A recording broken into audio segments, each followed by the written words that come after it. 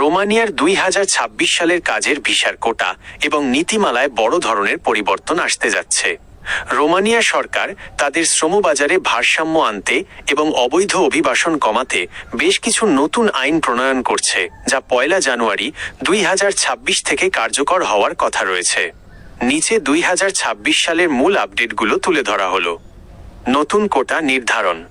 Romania সরকার 2026 সালের জন্য বিদেশি কর্মীদের নন ইইউ কোটা কিছুটা কমিয়ে 90,000 নির্ধারণ করেছে। 2025 সালে এই কোটা ছিল 1 লাখ।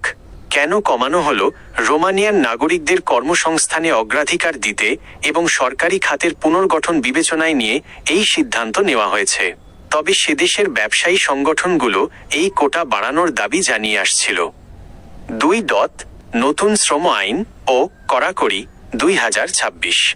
রোমানিয়া সরকার বর্তমান শ্রম আইন বাতিল করে একটি নতুন আইন প্রবর্তন করতে যাচ্ছে, যা অভিবাসন প্রক্রিয়াকে আরও স্বচ্ছ করবে। ভাষা দক্ষতা। 2026 সাল থেকে রোমানিয়া যাওয়ার ক্ষেত্রে রোমানিয়ান বা ইংরেজি ভাষার প্রাথমিক জ্ঞান থাকা বাধ্যতামূলক হতে পারে। বিশেষ করে মানব পাচার রোধ এবং কর্মীদের আইনি অধিকার নিশ্চিত করতে এই নিয়ম করা হচ্ছে। আর্থিক গ্যারান্টি। নতুন আইনে নিয়োগকর্তাদের জন্য বিদেশি কর্মীদের আর্থিক গ্যারান্টি বা জামানত দেওয়ার নিয়ম অন্তর্ভুক্ত হতে পারে। চুক্তির সময়সীমা। কর্মীরা রোমানিয়ায় প্রবেশের 15 কার্যদিবসের মধ্যে নিয়োগকর্তাকে অবশ্যই শ্রম চুক্তি এমপ্লয়মেন্ট কন্ট্রাক্ট সম্পন্ন করতে হবে।